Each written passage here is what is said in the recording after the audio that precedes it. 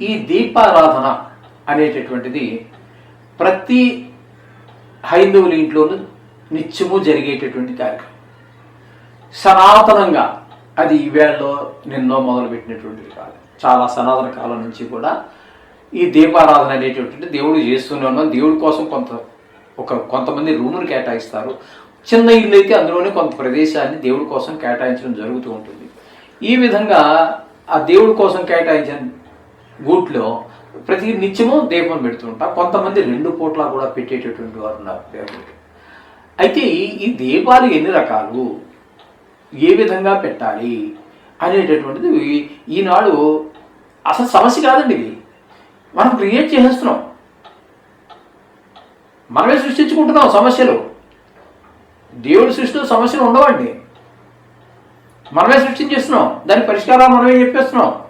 అది దైవ సృష్టి, అది ఇది మన సృష్టి.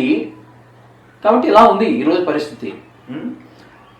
మామూలుగా దీపం అంటే ఇప్పటికి ఏం చేస్తాం? ఆవు నెయ్యి ఉంటే ఆవు నెయ్యి, అందరికీ సామర్థ్యం లేదు. తైలం అంటే ఏం తైలం? ఇది ఒక సమస్య. తెలస్య భావ తైలం అంటే నువ్వులతో చేయబడినటువంటిదే తైలము అనబడుతుంది. మిగతావి నూనె పదాలు ఏదైనా వాడుకోండి, చమురు ఇట్లా ఏదైనా వాడుకోండి. అంతేగాని తైలం అంటే తెల నుంచి తీసింది, వీటితో పెట్టేవారు. ఆనాడు వ్యాపారాలు ఇక్కడ పడినవి ఎక్కడికో వెళ్ళిపోవటాలు ఇవన్నీ ఉండేవి కాదు. అయితే తప్పేమి కాదండి వేరే వాటితో. ఇప్పుడు నెయ్యి చాలా ఖరీదు, 800-1000 ఉంది లీటర్. మన వల్ల కొంతమంది వల్ల కాకపోవచ్చు, ఆర్థిక స్తోమత లేని వారి వల్ల. నువ్వుల నూనె అసలు ప్రపంచం ఇంకో గొప్ప విషయం ఏంటంటే ఈ ప్రపంచంలో ఏది ప్యూర్ దొరకట్లేదు, దొరకట్లేదండి. నూనె కూడా దేవుడికి నైవేద్యం పెట్టడానికి కానీ, దీపం పెట్టడానికి కానీ, నెయ్యి కానీ, నువ్వుల నూనె కానీ, శనగ నూనె కానీ ఏది ప్యూర్ లేదండి. అన్నీ కల్తీయే. అందరూ దైవభక్తులే. పుట్టిన ప్రతి హైందవుడు దైవభక్తులే. పండించేవాడు దైవభక్తులే, నూనె తీసేవాడు దైవభక్తులే, వ్యాపారం చేసేవాడు దీన్ని ట్రాన్స్పోర్ట్ చేసేవాడు, ఇక్కడ అమ్మేవాడు, మన దేవుడు దీపం పెట్టే మనం అందరూ పొల్యూటెడే, అందరూ కలుషితమే, నూనె కలుషితమే. ఎలాగా చేత నూనెతో కానీ ఇప్పుడు కొన్ని చోట్ల నువ్వులు పండవండి, అక్కడ గాలి చెట్టు నూనెతో దీపం పెట్టడం నేను చూశాను. కొన్ని చోట్ల ఆవులు ఎక్కువగా పండుతుంది. మరి బతకాలి కదా, బతకాలంటే పంట చేతికి రావాలి. అంచేత ఆవుద నుంచి కూడా ఆవుదం తీస్తారు గింజల నుంచి. దానితో దీపం పెట్టిన వాడు చూసాం ఆయా ప్రాంతాలు. ఇప్పుడు మనము కాశీ వెళ్ళామండి, కొబ్బరికాయ. ఇప్పుడు మనం హైదరాబాద్లోనో తెలుగు రాష్ట్రాల్లో గుడి అయినట్టు ముందు కొబ్బరికాయ అటువంటి తీసుకెళ్తాం. మీకు కాశీ దగ్గరికి వెళ్ళండి, కొబ్బరికాయ దొరకడం చాలా కష్టం. మనం ఏమైనా తీసుకెళ్తే ఇక్కడి నుంచి తీసుకెళ్ళాలి. అక్కడ కొబ్బరికాయ దేవుడిని ఎత్తుని కొట్టేయటానికి ఆచారం లేదు, ప్రాంతీయంగా ఉంటాయి, కాదంటలేదు. అంచేత మనకి ఈ నూనె అనేది, దీపం అనేది దీంతో పెట్టాలి అంటే ఈ దీపం ప్రమిద అనేది మామూలుగా వాళ్ళ ఆర్థిక స్తోమత అండి. బంగారంతో ఉండవచ్చు, వెండితో ఉండవచ్చు, ఇతరుతో ఉండవచ్చు, రాగితో ఉండవచ్చు, ఏది లేదు మట్టి ప్రమిద. అంతేగాని మధ్యలో ఇనుముని ప్రవేశపెట్టద్దు అన్నారు. దానికి ఏంటంటే ఇనుము అనేటటువంటిది శనికి గుర్తుగా మన వాళ్ళు భావిస్తూ ఉంటారు. కాబట్టి ఆ శనిని ఇనుము లేదా స్టీలు వాటిలో పెట్టద్దంటారు. వాటిలోనూ పెట్టమంటారు కొన్నిటికి. శనికి సంబంధమైనటువంటి పూజలు చేసేటప్పుడు మాత్రం ఇనుము దానిలో పెట్టమంటారు. ఆ విధంగా ఉంటూ ఉంటుంది దీపం. ఎక్కువగా ఈ లోహాలు, పవిత్రమైన లోహాలు, ఖరీదైన లోహాలు, దేవుడి అన్న మన భక్తి కదండి. భయము భక్తి రెండూ ఉన్నాయి. కాబట్టి మన శక్తి మేరకు ధనం ఉన్నంత వరకు మంచి వాటిలో పెడదాం. అన్నిటికంటే శ్రేష్టం బంగారం కంటే కూడా శ్రేష్టం చెప్పాలంటే మట్టే. కాబట్టి ఏం లేదు, దాని గురించి కంగారు పడిపోకండి. మట్టి ప్రమిద అయితే అన్నిటికంటే శ్రేష్టం. ఈ విధంగా మీరు ఇందులోనే దీపం పెట్టవచ్చు మీకు లభ్యతను బట్టి. ఎందుకంటే ఈరోజు ఏది ప్యూర్ దొరకట్లేదు కాబట్టి మీకు ఏది దొరికితే దాంతో. కొంతమంది అంటాడు 5 రకాల నూనెలు వేయండి అంటాడు. అది అలాగే మరి ఏ శాస్త్రాల్లోనూ లేవు. ఈరోజు మరి వీళ్ళు కొత్త శాస్త్రాలు కనిపెట్టేసి వాటికి పరిష్కారాలు కనిపెట్టేసి అది చేయడం ద్వారా ఈ 5 రకాల నూనె ద్వారా ఈ 5 కలిసే కదండి. ఈ నూనె ద్వారా ఆ ఫలితం, ఈ నూనె ద్వారా ఈ 5 ఫలితాలు ఒకేసారి కాంబో ప్యాక్, అన్ని ఫలితాలు ఒకేసారి కొట్టేద్దాం. అందులో ఒత్తులు వేస్తాం కదండి. ఈ ఒత్తులకి ఏం చెప్తున్నారు? మనకి శాస్త్రం చెప్పింది ఏంటి? సాధ్యం త్రివర్తి సంయుక్తం వహినా యోజితం ప్రియం. 3 ఒత్తులండి. ఏంటి మనకు ఉన్నటువంటి త్రిగుణాలు ఏవైతే ఉన్నాయో వాటిని హరించడం కోసం 3 ఒత్తులు వేయమన్నారు. అంతేగాని రకానికి రంగుకో రకం, ఒకటి 2 అంటాడు, ఒకటి 3 అంటాడు, ఒకటి ఉందండి, సాంప్రదాయం ఉంది. అదేంటి అప్రకర్మలప్పుడు తద్దినాలప్పుడు పెట్టడానికి మాత్రమే. ఇలా 3 ఒత్తులు కలిపితే ఈ త్రిగుణాలు కలిసి మనం దీపం పెడితే మనకి ఆ దోషం పోతుంది అని చెప్పడం కోసం 3 అని చెప్పారు. అలాగే అది దీపం పెట్టే సమయంలో మనం ఒక శ్లోకం కూడా చదువుకుంటూ ఉంటాం. శుభం కరోతి కళ్యాణం, ఆరోగ్యం ధన సంపద, శత్రుబుద్ధి వినాశనం, దీపం జ్యోతి నమోస్తుతే. అంచేత ఈ శుభం దీపం పెట్టడం అంటే ఏంటి? చీకటి అంటే అజ్ఞానం అండి. దీపం పెడితే ఏమవుతుంది? ఆ చీకటి పోతుంది దీపం పెట్టంగానే, అంటే అజ్ఞానం తొలగిపోతుంది. ఇది భావన. చేత దీపం అక్కడ శుభాలు జరిగేటట్టుగా చేస్తుంది. ఆరోగ్యం ధన సంపద, దీపం పెట్టడం ద్వారా ఆరోగ్యం ఉంటుంది, ధన సంపద కూడా పెరుగుతుంది. అలాగే శత్రుబుద్ధి వినాశనం, శత్రువుల యొక్క బుద్ధి నశిస్తుంది. దీపం జ్యోతి నమోస్తుంది, అటువంటి దీపానికి నమస్కారం చేస్తున్నాము అని చెప్పేసి ఈ శ్లోకాన్ని చదువుకొని చేస్తూ ఉంటాం. ఈ మధ్యకాలంలో విపరీత పోకడలు ఇవి మరీ ఈ ఫేస్బుక్, ఈ యూట్యూబ్లు వచ్చిన తర్వాత వాటికి అంతే లేదండి. ఎంత చదువుకున్న వాడైనా చదువు మర్చిపోయి వాడు కూడా ఇదే కోవలోకి వెళ్ళేటటువంటి పరిస్థితి వచ్చేసింది. 5 ఒత్తులు, 5 దారాలు, 5 రంగులు, ఒకడు 10 అంటాడు, ఒకడు 12 అంటాడు, ఒకడు 24 అంటాడు. ఒకడంటాడు నిమ్మకాయ రసం తీసుకుని పిండేశాక దేవుడికి నిమ్మరసం అంటే పడవలండి, అంచేత ఆ నిమ్మరసం తను తీసుకుని తాగేసేనైనా ఉత్తి దొప్ప ఉంటుంది కదా, ఆ దొప్పని ఇలా వెనక్కి తిప్పేసి రాహుకాలంలో అందులో ఒత్తి పెట్టాలట. ఇది శాస్త్ర సమ్మతమా? కాదు. అలా అని చెప్పి సాంప్రదాయం కొన్ని రాహుకి సంబంధించినటువంటి వాటిలో పెడుతున్నారు. ఒకళ్ళు చూసి సాంప్రదాయం ఏదో సనాతన కాలం నుంచి వచ్చేసింది కూడా కాదు. ఇది కొంతమంది కోష్మాండ దీపం అట.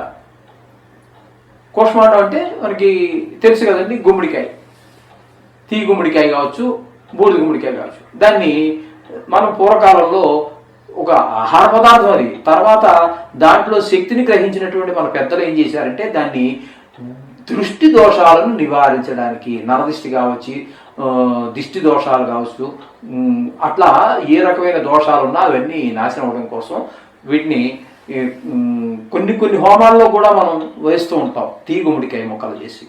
ఈ విధంగా తీ గుమ్మడికాయని గృహప్రవేశప్పుడు మనం కొడుతూ ఉంటాం. కట్టినప్పుడు అనేక రకాల దుష్టశక్తులు ప్రవేశిస్తూ ఉంటాయి కాబట్టి వాటి కోసం. అంతే, దాన్ని దీపం పెట్టమని అయితే ఎక్కడ మనకి శాస్త్రాల్లో అయితే లేదండి.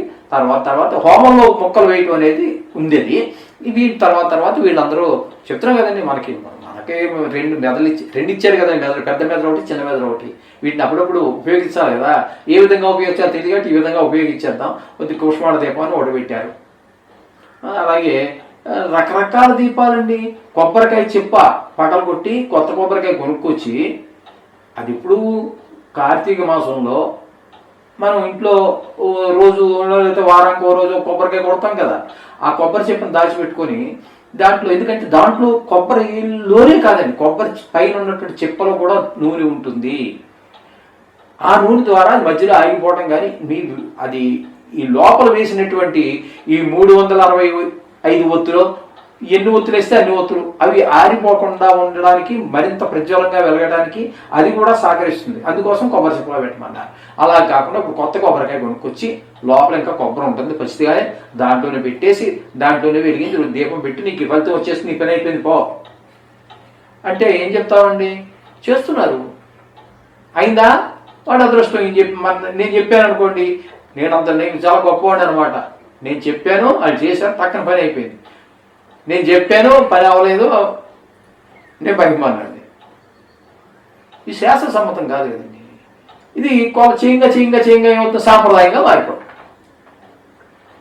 నన్ను చూసి ఒకడు, ఇంకోటి చూసి ఒకడు, అలా ఊరంతా హైదరాబాద్ బాగేసింది అనుకోండి, సాంప్రదాయం అంతే, అంతే, దాన్ని తిరుగులేదు. ఇలా తయారయ్యండి. కొంతమంది ఇంకా రకరకాల దీపాలంటూ ఏంటేంటో చెప్తున్నారండి. అంటే మొత్తం ఏంటంటే ఇవి అజ్ఞానాన్ని పారదోలడం కోసం దీపం అండి. అనేక రకాల నూనెలు అంటే ఆయా ప్రాంతాన్ని బట్టి కొన్ని లభ్యత కావు, దాన్ని బట్టి దాన్ని వాడచ్చు, అంతవరకే. అంతేగాని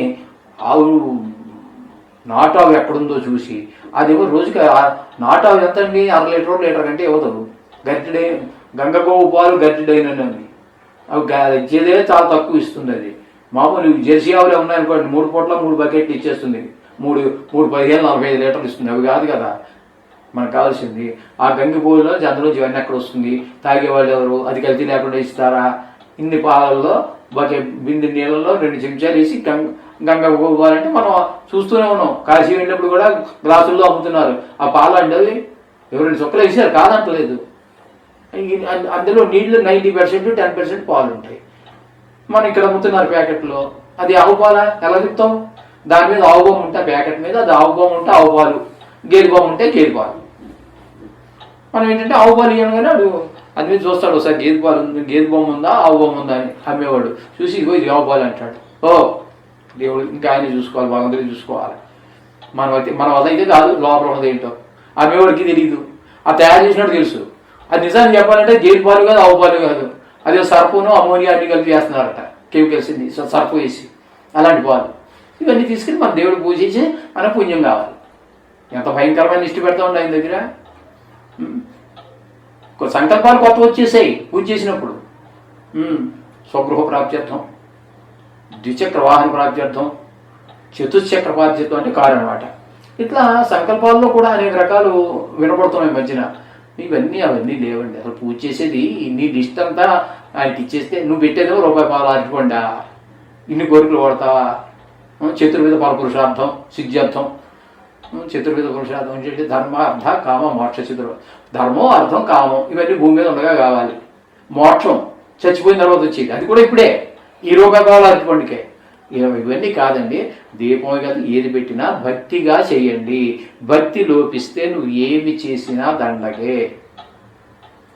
టైము దండగా, పూజ దండగా, నూనె దండగా, కొబ్బరికాయ దండగా కాదు. ఇంటికి వెళ్ళి మళ్ళీ ఒక చెక్క ఆయనకి ఇచ్చేసినా ఒక చెక్క ఇంటికి పట్టుకెళ్ళి పచ్చలో ఏదో చేసుకుంటావు. మన చేత ఇలా అలా కాకుండా భక్తిగా చేయండి. దీపం అనేది మనకు శాస్త్రం చెప్పింది. సాధ్యం త్రివర్తి సంయుక్తం వహినా యోజింపి గృహాణ మంగళం దీపం త్రైలోకి తిరుమల. ఆ 3 లోకాల్లో ఉన్నటువంటి తిమిరం అంటే అజ్ఞానాన్ని పోగొట్టమని చెప్పేసి అంతవరకే. అంతకుమించి ఏం లేదండి. ఇందాకనే ఒక ఆవిడ వచ్చారు, ఆయన ఎవడో పెట్టమన్నారట కోష్మాండ దీపం. ఆవిడకి గుమ్మడికాయ దొరకడం ఎక్కడ దొరుకుతుందో తెలియదు. ఆవిడ ద్వితీయ గుమ్మడికాయ అండి. అక్కడేమో ఇంత కాయ చూపించట, అది 700-800 చెప్పేట. అక్కడి నుంచి ఫోన్ చేశారు ఆవిడ. అక్కడ అలా కాదమ్మా, అక్కడ మా దగ్గరికి వెళ్ళి అక్కడ చిన్న చిన్న కాయలు ఉంటాయి, అక్కడ దగ్గర కూడా నీకు ఇంచుమించు ₹100 లోపల దొరుకుతుంది గుమ్మడి చిన్నది. అంటే ఎంతంటే జస్ట్ ఒక వంకాయ సైజు, పెద్ద వంకాయ సైజులో ఉంటుంది. అదైతే కూడా 100-150 తీసుకుంటే నీది కదా అవసరం అవకాశం వాడిది, అవసరం నీది. అలా తీసుకుంటాడు. అది తీసుకుని పెట్టంటే ఆవిడ తీసుకెళ్ళి గుడి దగ్గర ఎవరో పెట్టేసి వచ్చింది. అసలు దేనికమ్మా గుమ్మడికాయ గురించి అడిగామంటే ఈ విషయం అంతా చెప్పింది. ఆయన ఎవరో మహానుభావుడు చెప్పారట. అలా ఇవన్నీ కొన్ని తాంత్రిక విషయాలలో ఉన్నాయి, కాదంటలేదు. కానీ గన్నిటికి ఇదేనా, ఎక్కడో ఏదో వినడం, అది తీసుకొచ్చి అన్నిటికీ బావేయటం, ఈ విధంగా ఉందండి. కొంచెం అందరూ గమనించుకోండి. ఏది మంచి ఏది చెడ్డని కాస్త నిష్ణాతులైన వారు మనకి ప్రవచనాల్లో వాటిలో చెప్తూ ఉంటారు. అలాగే మీకు ధర్మ సందేహాలు ఉంటే కూడా ఈ టీవీ ప్రోగ్రామ్స్లో పెద్దవారు అది కూడా టీవీ ప్రోగ్రామ్స్లో ధర్మ సందేహాలు చెప్పడానికి కూడా చాలామంది తయారైపోయారండి. వేల కొద్ది జనం, లక్షల కొద్ది జనం అయిపోయారు. అడిగే వాళ్ళు తక్కువైపోయారు, ధర్మ సందేహాలు చెప్పేవాళ్ళు ఎక్కువైపోయిన పరిస్థితి ఉంది. ప్రముఖులు ఉన్నారు కదా, 4 గ్రంథాలు చదివి అవన్నీ చేసిన వారి ద్వారా సలహా పొందితే మీరు చేసిన దాని ఫలితం ఉంటుంది, లేకపోతే ఏ విధమైన ఫలితాన్ని మీరు పొందజాలరు. కాబట్టి గమనించండి అమ్మా. శుభంగా.